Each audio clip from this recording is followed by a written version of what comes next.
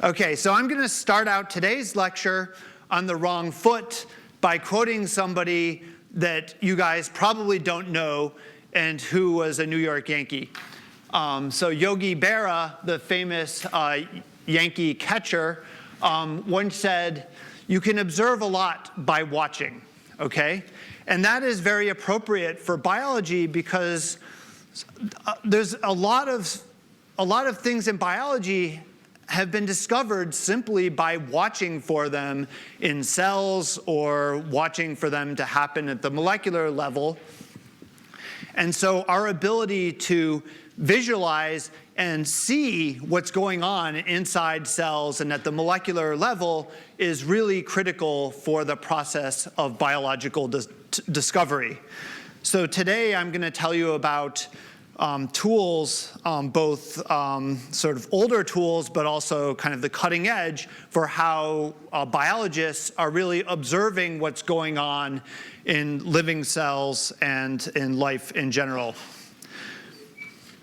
Okay, so let me start by just having you guys think a little bit.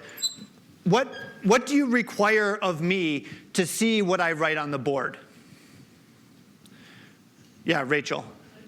What's that? Light. You need light. Mm-hmm. And what does the light help you to do? What's that? You need it to see the board. And so let's say the light's on, okay?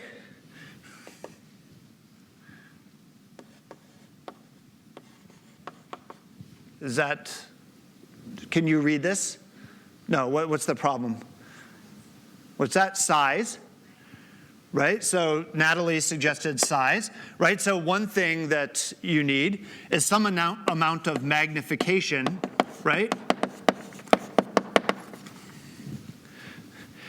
But let's take another.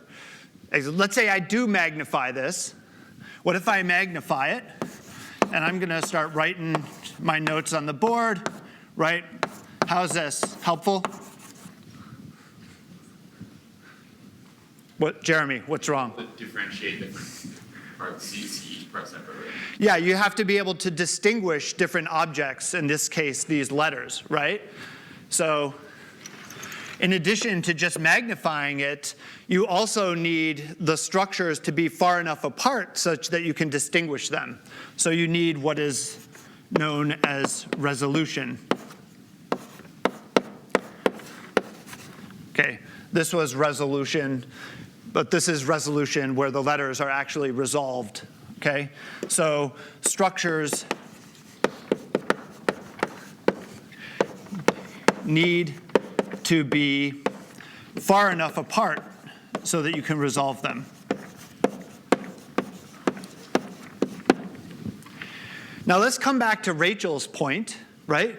Why is it that we need light to see what's on the board? Right? What if I draw without pressing? Right? Is that, yeah, Ori? You need contrast. You need contrast, exactly, right? The light sort of gives you contrast between the chalk and the black part of the board. So you also need contrast.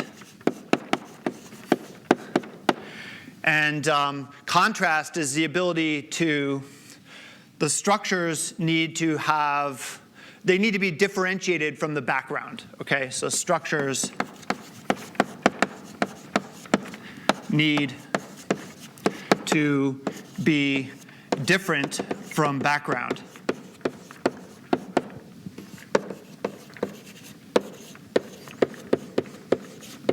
What else do you need to read my writing?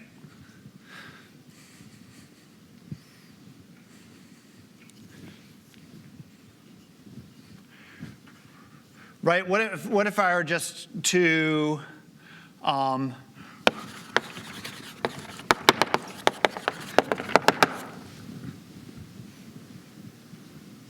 everyone can read that? What's wrong?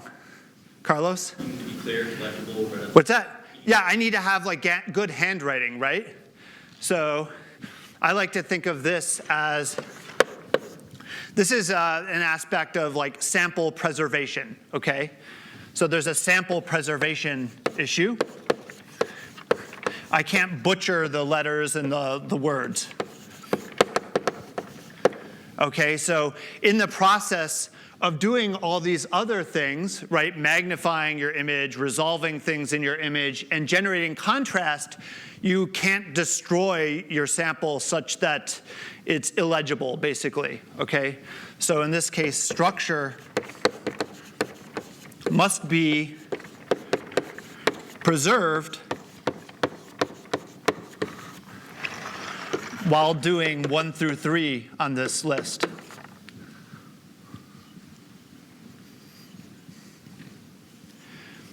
Okay, so I'm going to start with resolution. We'll talk about what are the limits to resolving things in biological specimens.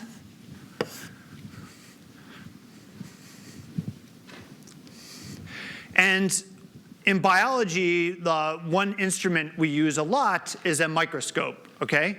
And a microscope is basically a collection of lenses that allow you to do many of the things I just drew on the board.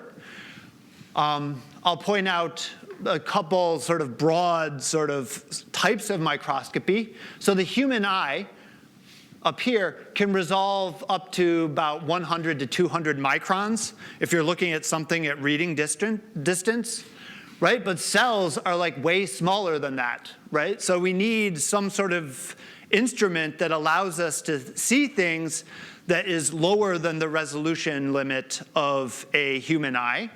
And so one way is to use a light microscope where you're using visible light to observe your sample. And many of the images that you're seeing that we're showing you are from visible light microscopes. To see smaller things, type of microscope that's often used is an electron microscope. And electron microscopy allows us to observe structures all the way down to the sub-nanometer level of resolution, okay?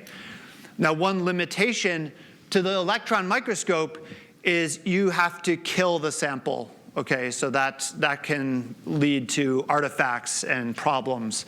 And we'll discuss a way at the end that where light microscopy is being extended down to the limits that approximate that of an electron microscope.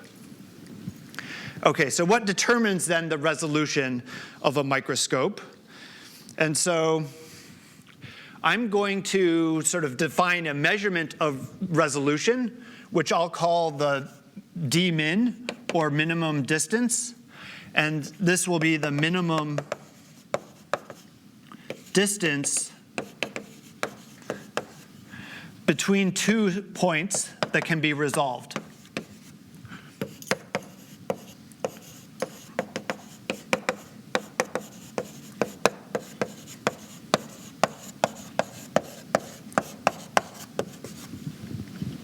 Okay, and what I showed you on that past slide is basically the limit on the right here is the d-min for these different types of microscopy techniques. Okay, and what that means is, so the minimum distance would be if your minimum distance is 200 nanometers, if 2 points are greater than 200 nanometers apart from each other, then you can distinguish them as 2 different objects. However, if they are closer than 200 nanometers together, you wouldn't be able to see that these are 2 different objects. They would be overlapping each other, okay? And typically, the d-min for a light microscope is around 200 nanometers, okay? And the d-min results, if we were to determine if I'm to tell you what determines this minimum distance, we have to think about a microscope. So here, I'm drawing a specimen here. I've just drawn my specimen. It's on a slide or a cover slip. Here's your specimen here. And you might have a light source to generate the contrast. And then there'd be some sort of objective lens underneath the slide and the specimen. So this would be an objective lens.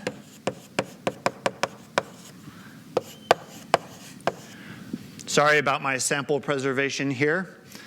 And so the light is going to be hitting the sample, and the objective lens will be collecting a cone of light that's going into the lens here, okay? And maybe I'll magnify this a bit so you can see it better. So I'm just going to magnify this region over here. So if this is my specimen, I'm going to draw the objective a little farther away this time. This is the objective. And the objective is able to capture a range of different angles of light that come from the specimen. Okay, so it's collecting angles, and I'll just define here an angle theta, which is like the half angle of this whole cone of light. Okay? So what determines the resolution limit in this type of system is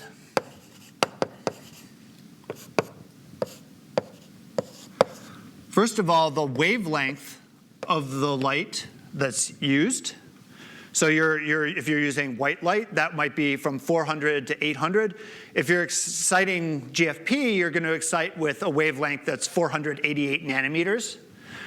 So it's usually around maybe between 450 and 550 nanometers for many different fluorescent proteins. Okay, so lambda here is the wavelength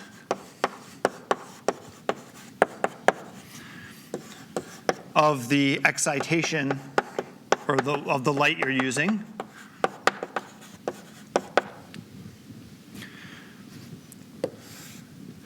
And this is all then divided by 2 times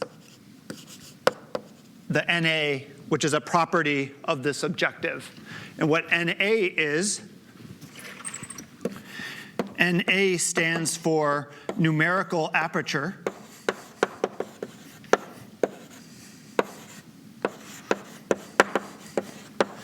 And what that is it's basically the range of angles that this objective can collect, okay? So it's n sine theta, where theta is this angle here. So you get the best performance if the objective can collect all of the light that comes from this side of the sample, okay? And then n refers to the refractive index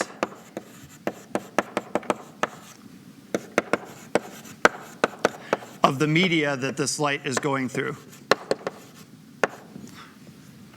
Okay, and so if you have an objective and you have your sample in here and it's on there's a slide and a cover slip, I'll extend this out, you often have immersion oil. There'd be some sort of immersion media here.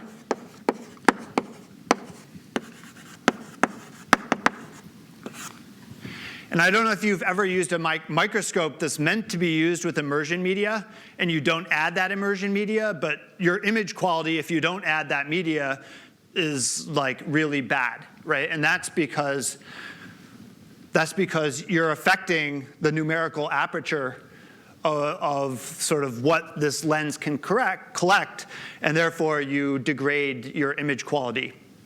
Okay, but basically, the more light, the more angles of light that you collect, the higher the numerical aperture, and therefore the lower this d min is going to be, and so the greater you'll be able to resolve objects that are near each other in space. Okay, so the take-home message from all of this is that you notice that magnification is not a part of this, but the wavelength of the light is really critical, okay? So usually this minimum distance ends up being the wavelength of light that you're using divided by 2, and this usually ends up being about 200 nanometers. So that's the diffraction limit of a light microscope, as you see up there. And this resolution this resolution is basically limited by the diffraction or behavior of light. Okay, so light microscopy is limited by the diffraction of light.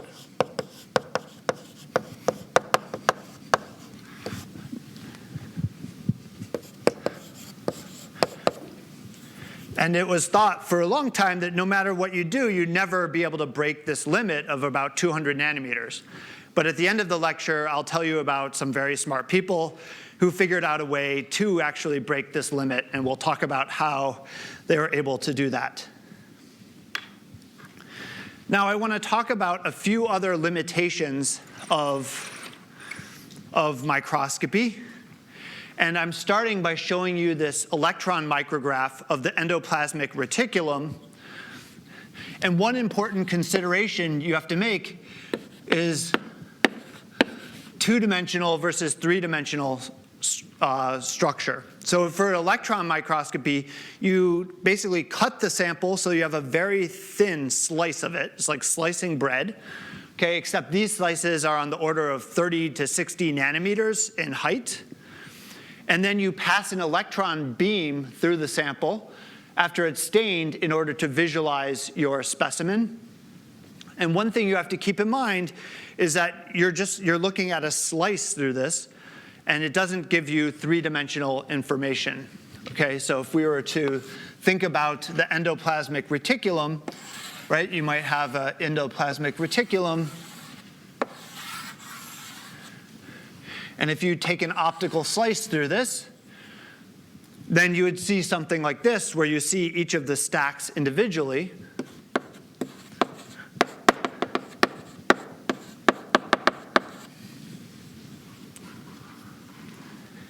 And so this might make you to conclude that the way the endoplasmic reticulum is structured is it's kind of like a stack of pancakes, where each of these is you have a lipid bilayer surrounding a lumen of the ER. So right, the lumen would be inside like this for each of these, and they're just stacked on top of each other. And this is the textbook model for endoplasmic reticulum structure.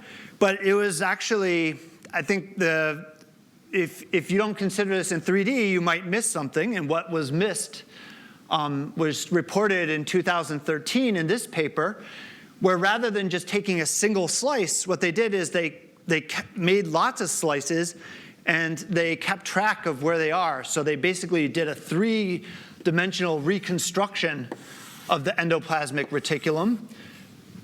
And by imaging this other dimension, they came to a very different conclusion about how the endoplasmic reticulum is organized.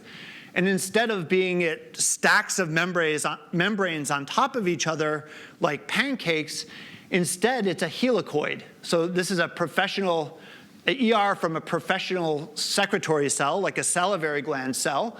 And you can see in 3D, you get a very different picture of the organization of this organelle. It's actually wrapped around in spiraling membrane stacks, okay? So their model is that basically the endoplasmic reticulum in some cell types basically has a parking garage-like structure, okay? So in this case, in these cells, it seems like the ER is basically a parking garage for ribosomes. Okay, and you don't get that information unless you consider the three-dimensional structure of the thing that you're looking at. So in addition to electron microscopy, there are techniques that involve light microscopy that involve optical sectioning. And so normally, if you're looking at fluorescence, if you're doing fluorescence microscopy, you'd be exciting the whole volume of your sample and exciting all of the fluorophores such that fluorescence from out of the focal plane would be getting into your image, and that would give you a much more hazy, unclear image. But there are techniques such as confocal fluorescence microscopy that allow you to exclude the out-of-focus light such that you're basically getting an optical section through your sample, and that can give you a much cleaner and better resolved image, okay? Now I want to talk a little bit about another dimension, which is time. And again, you're seeing images in textbooks, and usually you're just seeing a single image. And whenever you see a single image, you have to think about how things might be changing in time in order to understand the system. So one example that I like here is shown here, where these are different proteins that are labeled in a yeast cell. And you see that these proteins form patches at the edge of the yeast cell. And some of these patches just contain the green protein, which is SLA1, and other patches contain just the red protein, which is ABP1. And there's another class of patch which contains both, okay? So how might you interpret this fixed image over here? What might be one model you would conclude?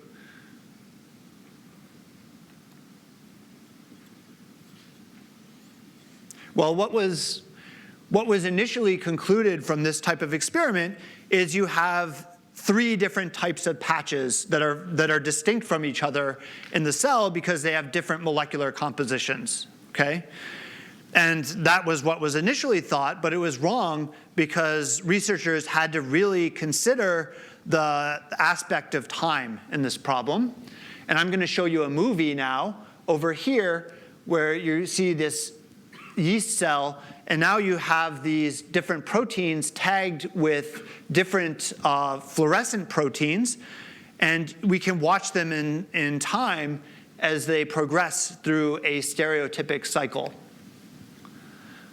So what you're going to notice in this movie is that you see these green patches appear, and every single green patch at some point is joined by red, and then the green disappears and the red stays around, and then the thing disassembles, okay?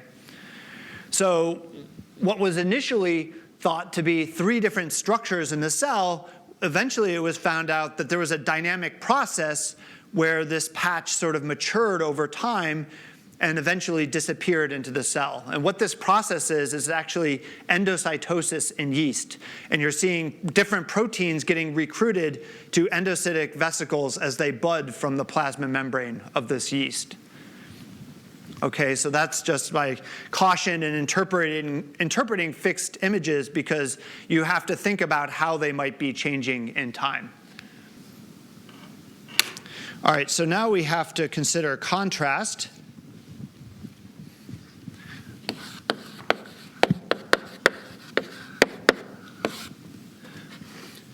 And in bright field microscopy,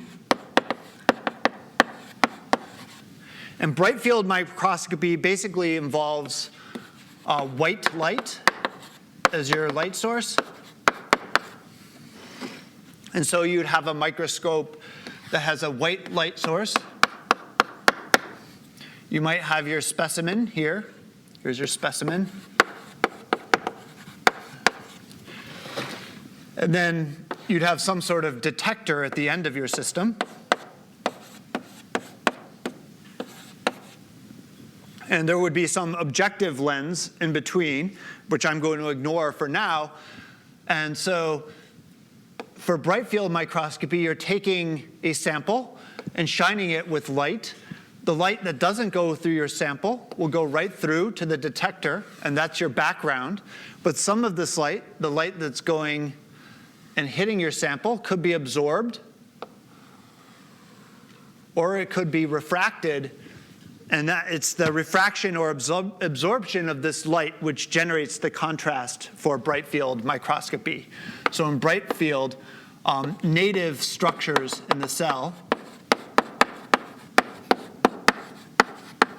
native structures absorb or refract light, and this is what generates the contrast.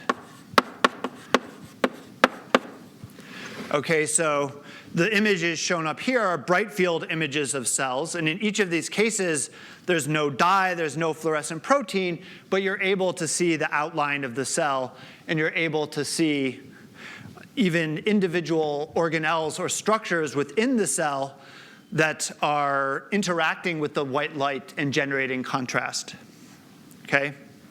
So that's one way to generate contrast, is just hope that whatever is native in your cell generates the contrast. But there are also, you can increase contrast in specimens by adding dyes. And if these dyes bind to specific structures, like a membrane, then that will increase your contrast. So the electron microscopy images that I showed you, so for electron microscopy, you generate contrast by adding a dye that is an electron-dense dye, which will bend the electron beam, and that's what allows you to get an image from an EM. So an EM contrast is from an electron-dense dye, such as uranyl acetate or some other type of dye. Now, fluorescent microscopy. Fluorescence microscopy, as Professor Imperiali showed you, involves taking a fluorescent molecule and attaching it to your protein of interest.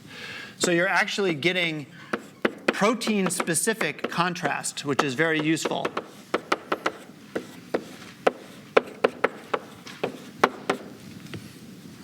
Okay?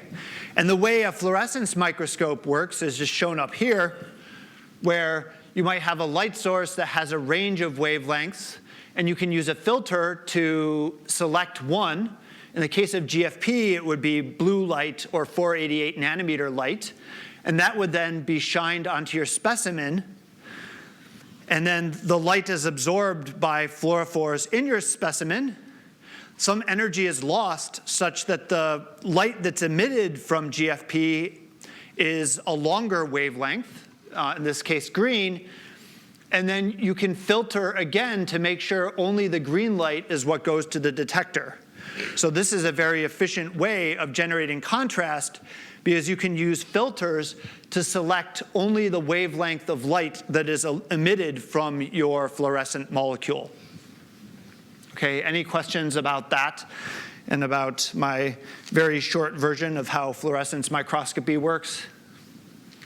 Yeah, Rachel? So how exactly does the dichroic mirror work? The dichroic mirror reflects certain wavelengths that are below a certain wavelength and will pass wavelengths that are above a wavelength. So it'll basically reflect the excitation light, but it will pass the emitted light.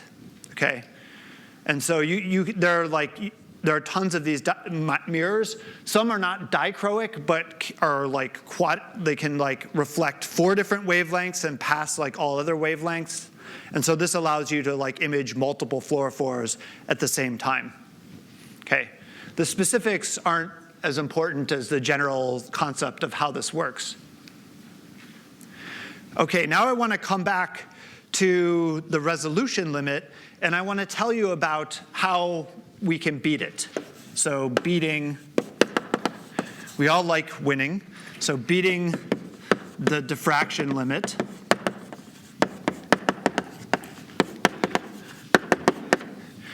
And this is going to involve a type of microscopy that's really sort of been developed in the past decade, which is known as superresolution microscopy. So superresolution microscopy. And remember, I mentioned for you before that, yes, electron microscopy can get you nanometer resolution, but you have to kill the cell. And also, it's hard to get protein-specific contrast, right? So that kind of sucks because as biologists, usually we're interested in how things are like functioning to live. So wouldn't it be great if we could somehow use light microscopy to get down into this nanometer range so that we can see how individual proteins are interacting with each other and organized at the nanometer level? Okay, and so in the past decade, there's really been a revolution that's enabled us to do light microscopy with a resolution that gets down to the 10 or even single nanometer resolution. And there's a number of different super resolution techniques. I'm going to talk about just one of them, but both these techniques basically use the same concept, which is that they enable whoever's doing it to identify single molecules and define where those molecules are very precisely, and to turn fluorescent molecules on and off so that you can select individual molecules such that you can see them. So these are two different techniques. They're conceptually very similar. I'm going to focus on this one here, but it's pretty much similar to this one up here. And I just want to point out that one of our colleagues here at one of our colleagues here at MIT, Ibrahim Cissé, who's in the physics department, his lab builds these super-resolution microscopes, and they're using super-resolution microscopy to study the collective behaviors of proteins, in his case, during the function of gene expression. Okay, so this is research that's actively being pursued at MIT. So let's just do a thought experiment again.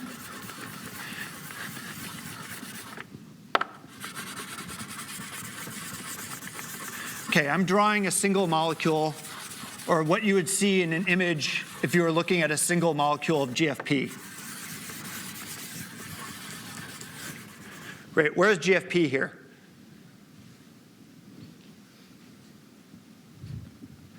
Carmen. It's right there on the board. It's right there on the board, right? Is it here? What's that? I don't know. Who thinks GFP is right here? Who does not think GFP is right there? You have to be thinking one or the other. Yeah, Rachel. It's probably in centers.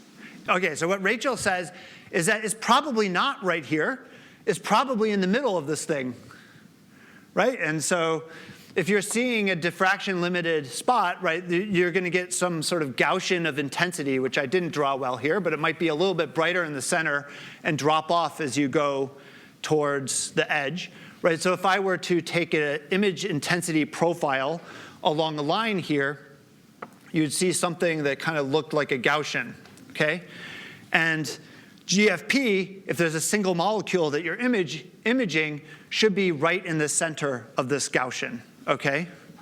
And so even though we're not seeing a spot we're seeing a spot that's width here is diffraction limited. So this width is 200 nanometers.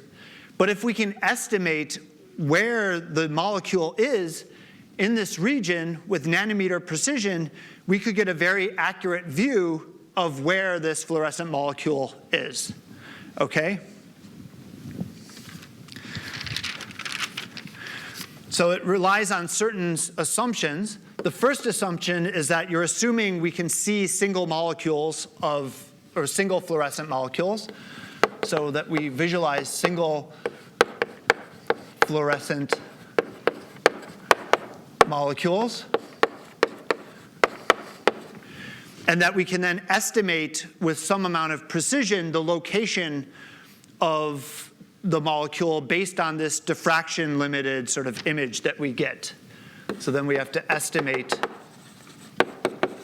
the location based on the image. Okay? And then our resolution is basically the error in fitting this curve, okay? So the error in the fitted position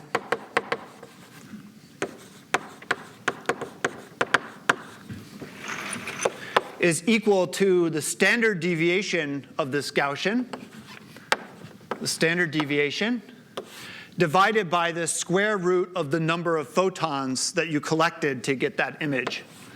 So the square root of the number of photons. Okay, and I just told you in the beginning of the lecture that this standard deviation is limited by the diffraction of light. So the standard deviation is going to be around 200 nanometers. Right? But if you collect a lot of photons, you can accurately figure out where the fluorescent molecule is here if you know that it's a single molecule. Okay, so the number of photons in a typical experiment is going to be around 10 to the fourth. Okay, and so if 200 nanometers by 10 to the fourth, you're going to have sub-nanometer resolution if you do the experiment right. Okay, so you really need to see fluorescent molecules, however, in order to do this. Okay, and the real breakthrough came with the realization that you could combine this type of fitting to estimate the position of single molecules with a certain type of fluorescent protein where you can turn the protein on and off stochastically, okay? Okay, so we need one more component, which is a photoactivatable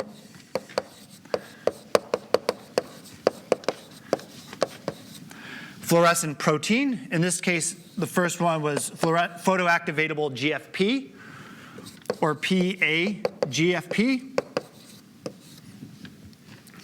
And PAGFP is a fluorescent protein like GFP. It's genetically encoded, but when it matures, it's not fluorescent. It's in a dark state, okay? So when it matures, it's dark. It has a dark state. And it starts out in this dark state, but you can turn it on, and you can turn it on with light. So that's where the photoactivation is, because you're able to photoactivate this fluorescent molecule, and you can photoactivate with sort of UV light or 405 nanometer light. And so that's not normally the excitation wavelength, but if you shine your sample with 405 nanometer light, it will convert some set of your molecules into the now fluorescent state. Okay, so this then causes it to be fluorescent. And now it's going to be lighting up.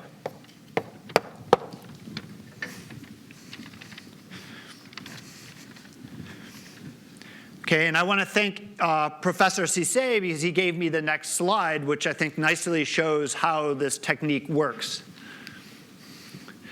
So the way you can get super resolution is you can't be looking at all your fluorophores at once because they're not far enough apart and they'll all bleed together so that you get a bad image, right?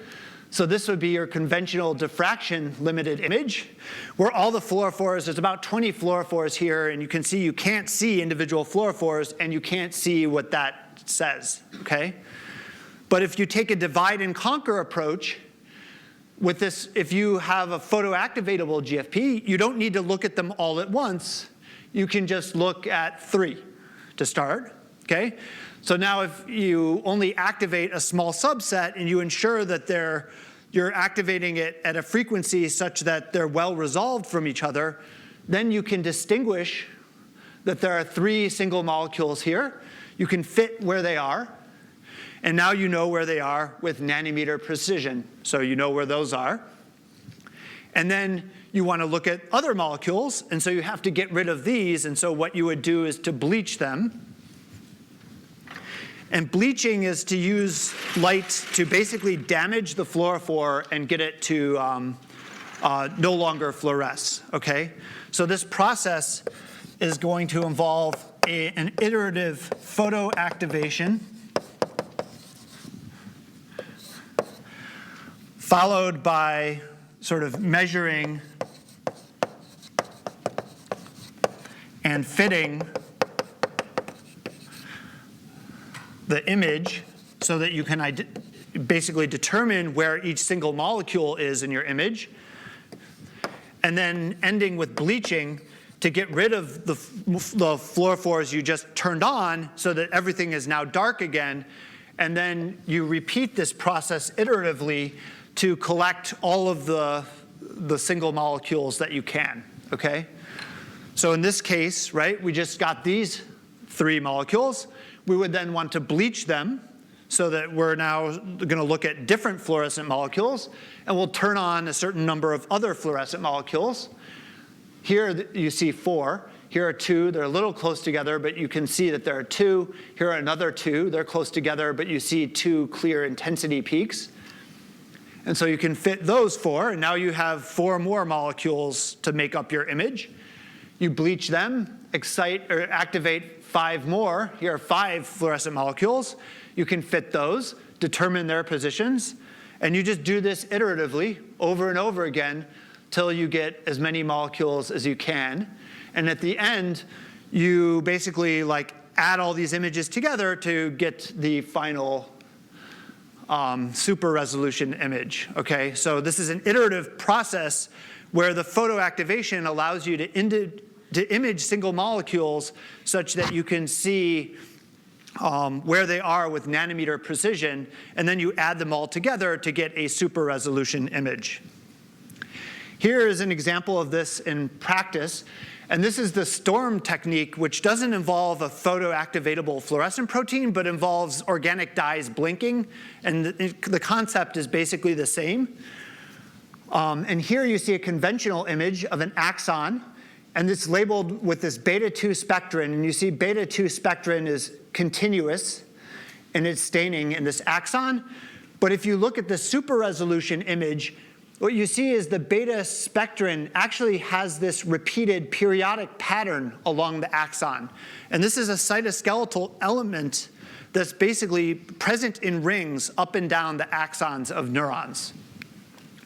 And you can kind of think of this as like the axon as a vacuum hose, where you have these like rigid sort of rings that are aligned all along the axon. But because it's repeated and you have intervening areas without much cytoskeleton, you can kind of think of it as a way for the axon to be both rigid but also flexible and maneuverable.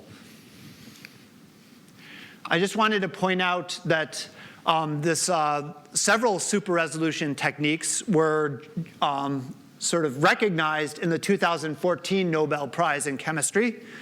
Eric Betzig on the left here developed the approach using the photoactivatable GFP that I described to you. And two others, Stefan Hell and W.E. Morner, were awarded it for other types of super resolution technique.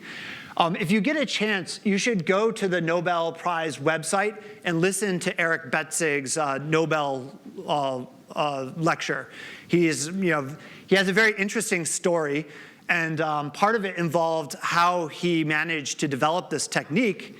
And he actually developed it in the living room of his friend. So this is actually one of the first super resolution microscopes, right? Here's the microscope, and you see, I love this chair. But you see, like, you basically have this like microscope in like this guy's living room. So if you want to hear more about this story, listen to his Nobel lecture. He's a really funny guy, and you get a sense of how science really works, where you get this unemployed guy like building a microscope in his friend's living room and then wins the Nobel Prize. And just one reminder to end today. Remember, your news brief is due this Friday, November 30th.